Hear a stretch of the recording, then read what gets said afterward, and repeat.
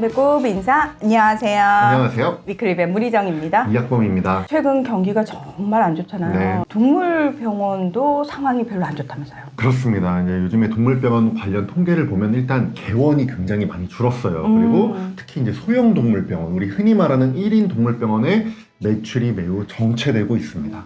저희가 위클립에 처음 시작할 때만 해도 사실 종합병원급의 동물병원들이 몇 개 안 됐거든요. 맞아요. 근데 최근에는 엄청 많이 늘었어요. 맞아요. 큰 동물병원들이 굉장히 많이 늘고 있는데 통계를 보면은 큰 동물병원들의 매출은 늘어나고 있어요. 동물병원도 완전히 이제 빈익빈 부익부가 가속화되고 있는 거죠. 특히 좀 안타까운 게 1인 동물병원이 지금 매출이 정체가 되고 있다고 했잖아요. 네. 근데 원래 전통적으로 동물병원의 매출이 계절을 좀 탑니다.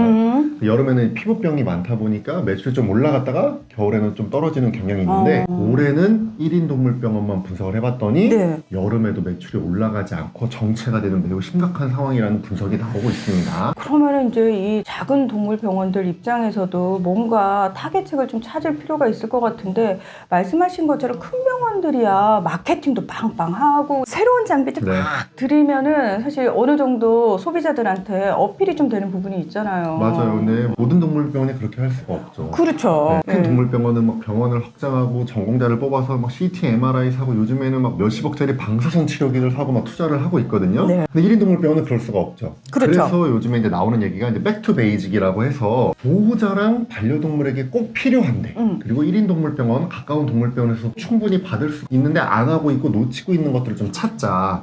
그런 얘기들이 나오고 있습니다. 꼭 해야 되는 예방접종, 네. 심장사상충 예방, 그리고 진드기 예방 이런 거 얘기하잖아요. 네. 근데 사실 이런 거는 굳이 삐까뻔쩍한 큰 병원에 갈 필요는 없거든요. 그렇죠. 가까운 병원 가서 하면 되죠. 정확히 맞습니다. 그래서 그런 기본적인 것들과 함께 반려동물의 정기 건강검진을 생활화해야 된다는 얘기가 나오고 있습니다. 자, 반려동물의 건강검진하면 우리 학범 대표가 몇 년 전에 명언을 네. 하셨죠. 네. 반려동물에게 매년 생일 선물로 네. 건강검진을 줘라. 사실 사람도 때때로 건강검진 해가지고 계속 관리를 하는 게 굉장히 중요한데 네. 반려동물은 특히나 사람보다 1년에 먹는 나이가 훨씬 많잖아요. 맞아요. 그래서 건강검진 더 중요하다고 말씀하셨거든요. 맞습니다. 게다가 동물은 내가 어디 아프다고 말을 못해.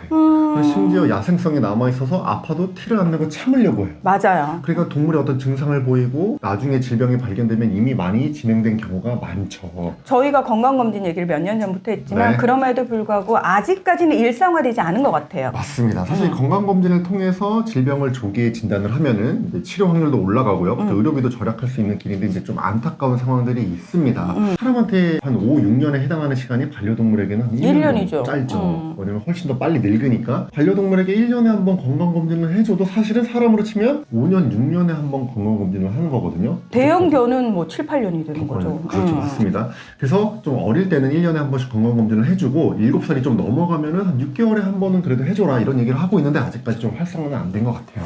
그래서 제가 생각을 해봤어요. 네. 왜 이렇게 반려인들이 동물을 사랑하는 마음은 너무 가득한데 건강검진이 이렇게 대중화가 안 될까? 네. 근데 사람들은 건강검진 본인이 네. 이제 받으면서 본인이 뭘 하는지를 아는데 그죠. 반려동물은 저희 아이 건강검진 하러 왔어요. 그러면은 내 보호자분 한 3시간 후에 찾아오시면 돼요 라고 얘기를 해요. 그러고 나서 저는 가서 계산만 하는 거예요.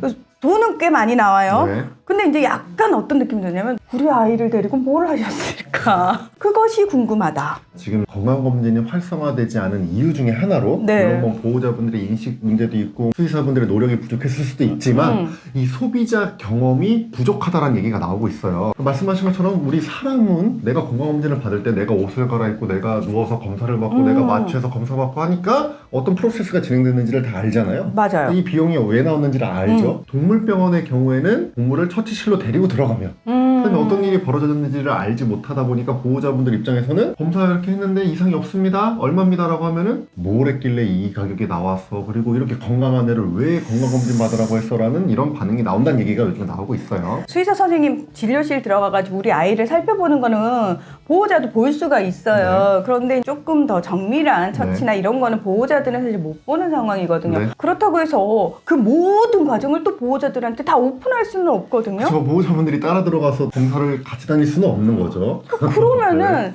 동물병원 차원에서도 약간 보호자들의 니즈 충족이라는 측면에 있어서 이런 부분을 조금 고민해 볼 필요가 있지 않을까라는 생각이 들거든요. 그렇죠. 그래서 동물이 건강검진을 했을 때 하는 과정을 보호자가 함께하지 못하더라도 한 다음에라도 좀 상세하게 어떤 과정을 거쳐서 무슨 검사를 받았고 이 검사 결과가 지금 어떤 상태이고 우리 앞으로 뭘 해야 되는지를 좀 자세하게 설명을 해줄 필요가 있다는 얘기가 나오고 있어요. 근데 우리가 사람의 전문 건강검진센터처럼 몇십 장짜리 리포트를 만들 수는 없겠죠. 그렇죠. 수의사들도 바쁘고 각 병원들마다 한계가 있을 텐데 어떻게 해야 될지는 저도 아직 잘 모르겠지만 좀 보호자들에게 조금 더 쉽고 또 정확하면서 자세하게 검진 결과를 설명할 수 있는 그런 어떤 방법이 좀 필요하다, 그런 고민이 필요하다, 이런 얘기가 나오고 있습니다. 저희가 처음에는 사실 동물병원의 경영이 어렵다라는 얘기에서 나왔는데 결론은 동물병원 스스로 사실은 이 부분을 타개할 여러 가지 방법들을 생각해야 되는데 그 중에 하나가 작은 병원이어도 할 수 있는 건강검진에 조금 치중을 하시되 반려인들의 마음을 조금 더 헤아리는 방식을 좀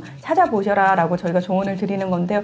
그래서 우리가 왜 수의사들의 삶을 다룬 웹드라마 얘기를 했을 때 아프다고 말해줘. 제가 그때 너무 좋았던 게 그거였거든요. 우리 아이가 도대체 수술실 들어가면 어떤 처치를 받는지 전혀 몰랐는데 드라마 속에서는 그 내용이 나오더라고요. 그러면 이 드라마를 계속 만들어주세요 하면 좋겠지만 그게 아니라면 조금 더 세심한 배려가 필요하지 않을까. 그래서 진짜 건강검진이 저는 일상화됐으면 좋겠고 반려인들끼리 아유 이 아이는 올해 건강검진 했어요? 라고 묻는 게 인사가 됐으면 좋겠어요. 자, 오늘 위클리 벳은 여기서 마무리하겠습니다. 함께해 주셔서 고맙습니다. 감사합니다.